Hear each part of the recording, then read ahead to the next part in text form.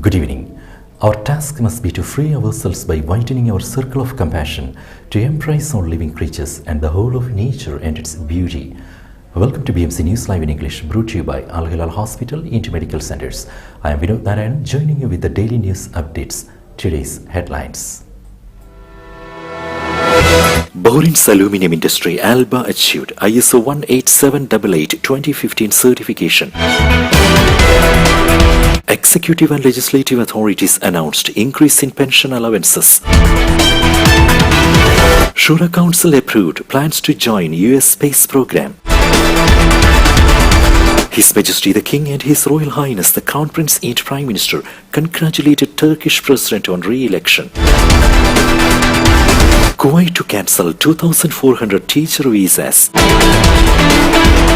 Thousands evacuated as Philippines warned of possible flooding and landslides from Typhoon Mawar. News in detail. His Majesty the King chaired a weekly cabinet meeting. His Majesty King Hamad bin Isa Al Khalifa chaired the weekly cabinet meeting, attended by His Royal Highness Prince Salman bin Hamad Al Khalifa, the Crown Prince and Prime Minister, at the Al Sakir Palace today. His Majesty the King lauded the kingdom's wide-ranging achievements and praised the steadily improving government performance, commending the role played by His Royal Highness the Crown Prince and Prime Minister in leading the government towards delivering more development and establishing excellence and creativity as the basis of its work. Bahrain's aluminium industry Alba achieved ISO 18788-2015 certification. Aluminium Bahrain, the world's second largest aluminium smelter, announced that it is the first industrial company in the region and Bahrain to be awarded with ISO 18788-2025 certification, another certification to be added to its quality management system, obtained through international certification body Bureau Veritas. The certification was received following the surveillance audit to Alba Security Operations Management System at the company's main site, calciner and marine facility, as well as SPL treatment plant. ISO 18788-2015 is an international standard that demonstrates the organization's ability to conduct professional security operations that meet the requirements of clients and other stakeholders while adhering to applicable laws and human rights requirements. Executive and legislative authorities announced an increase in pension allowances. Pensioners will receive a BD40 increase in the monthly cost of living allowance. It was announced those with a salary of less than BD 700 who currently receive an allowance of BD 150 will receive BD 190. Meanwhile, those receiving between BD 701 and BD 1500 currently getting BD 125 will receive BD 165. Payments will also be made retroactively to pensioners for the period from January to June, with pensioners receiving a lump sum of BD 240. Public sector employees currently receiving BD 60 cost of living allowance will receive an additional BD 40 immediately, totaling BD 100, while those receiving BD 50 will receive an additional BD 35, totaling BD 85, starting from June. The move will positively impact 94% of beneficiaries. Shura Council approved plans to join US space program. The Shura Council has approved plans to join the latest US space program, which envisages the landing of the first woman to the moon next year, hoping that it is a Bahraini woman. The National Aeronautics and Space Administration announced the Artemis Accords in October 2020 for lunar exploration and beyond, with participation of both international partners and commercial players.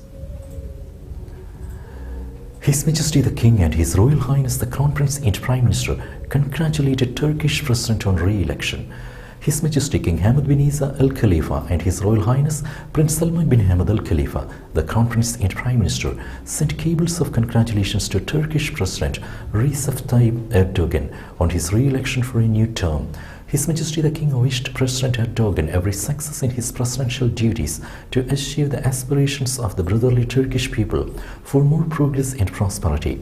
His Majesty King Hamad lauded the deep-rooted Bahraini-Turkish relations, affirming the kingdom's keenness to continue enhancing its distinguished ties and cooperation with Turkey at all levels. His Royal Highness wished President-elect His Excellency Recep Tayyip Erdogan's success in his presidential duties and further progress and prosperity for Turkey. His Royal Highness commented the long-standing Bahraini-Turkish relations and expressed the kingdom's commitment to further enhance ties and cooperation with Turkey. His Highness Sheikh Nasser bin Hamad planted 100,000th mangrove tree. A ceremony was held today to celebrate the planting of the seedling number 100,000 of mangrove trees in the Ras Al Mujla area, south of the Kingdom of Bahrain. The ceremony was held under the patronage of the National Security Advisor, Supreme Defense Council Secretary General and Royal Guard Commander, Lieutenant General His Highness Sheikh Nasser bin Hamad Al Khalifa. The BDF Royal Guard carried out the ceremony in cooperation with the Ministry of Municipalities Affairs and Agriculture as part of the National Afforestation Plan. Lieutenant General His Highness Sheikh Nasser was received on arrival by the Ministry of Municipalities Affairs and Agriculture Minister Wael bin Nasser Al Mubarak, Oil and Environment Minister, Special Envoy for Climate Affairs Dr. Mohammed bin Mubarak bin Daina, Works Minister Ibrahim bin Hassan Al Hawaj, Cabinet Affairs Minister Hamad bin Faisal Al Malki, and other officials. His Highness Sheikh Nasser bin Hamad toured a photo gallery documenting the stages of cultivation of the mangrove oasis in Ras Al Mujla area in southern Bahrain. He watched a brief film about the stages of cultivation, which included 100,000 seedlings that were planted in several stages, including leveling and preparing the land. Marine channels were set up and berms built to prepare the site as one of the main habitats for birds, marine organisms and wildlife in the southern governorate as part of the national program to multiply mangroves by 400% in the year 2035. His Highness Sheikh Nasser then planted the 100,000th mangrove seedling as the project aims to preserve marine life and ecosystem balance due to the great and effective benefits of these plants in combating climate change. LMRA extended inspection campaigns to the southern governorate. The Labour Market Regulatory Authority conducted a joint inspection campaign in the southern governorate in coordination with the Nationality, Passports and Residence Affairs of the Ministry of Interior and the Southern Governorate Police Directorate. The campaign resulted in reporting a number of violations related to the labour market and residency laws and were fought for legal action. LMRA stresses its commitment to report any violation through a continuous and intensive inspection plan in cooperation with the relevant government entities. Now we will be back after a very short break.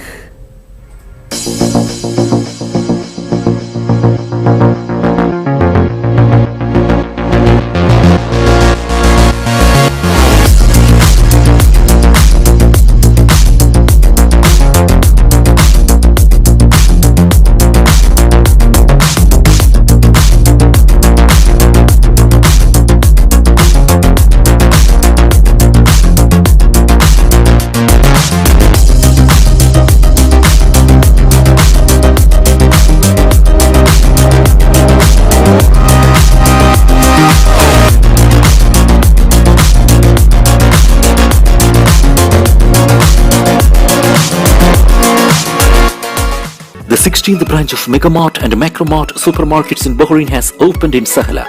The best offers are available to the customers at affordable rates. Everyone is welcome. During and around the opening day, a variety of fish including salmon, meat and dairy products, roastery, frozen items, food and non-food items, groceries, fruits and vegetables, electronics, garments and ready-to-eat food items are available to the customers at affordable rates. Hearty welcome to all. Megamart and Macromart, your favorite shopping destination.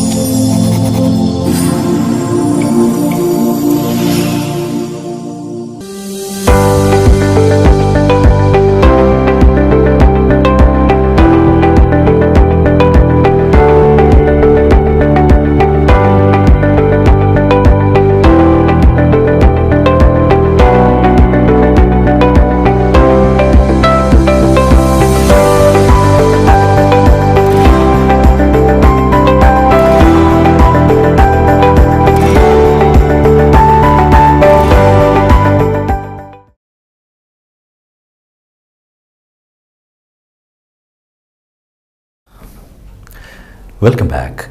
In advance of marking the International Environment Day, which will be held on 5th June, Lights of Kindness team distributed reusable water bottles to prevent environment pollution to low-income workers at their accommodation to support the effects of dehydration during summer. The initiative is part of Lights of Kindness's Beat the Heat 2023 initiative.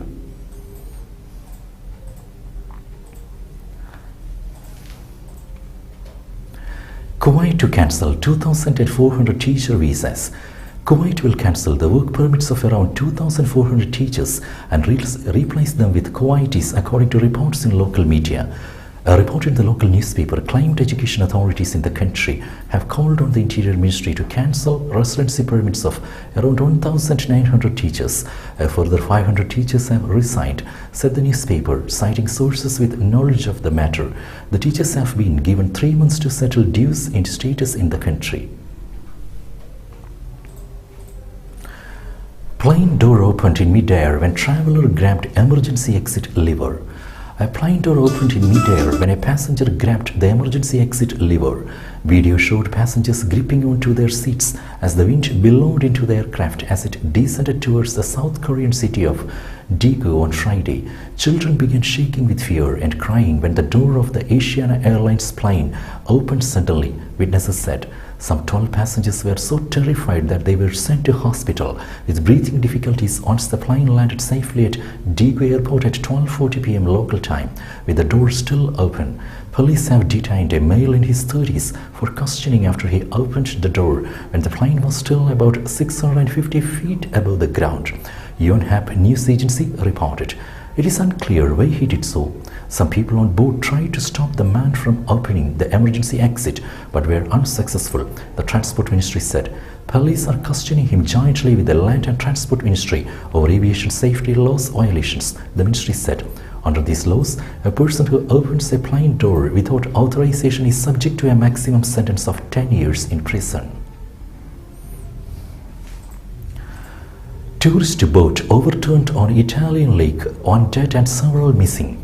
A tourist boat capsized in a storm on Italy's Lago Maggiore in northern Lombardy region on Sunday, with at least one person confirmed dead, Italian media reported.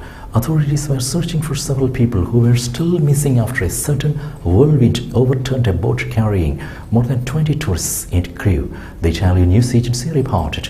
Italian firefighters said 19 people have been saved. Many reportedly managed to swim to shore, the Associated Press reported.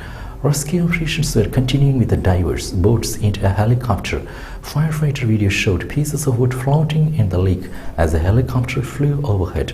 The whirlwind was part of a storm system that hit the northern region of Lombardy Sunday evening, forcing delays at the Malpensa airport. Thousands evacuated as Philippines warned of possible flooding and landslides from Typhoon Mawar.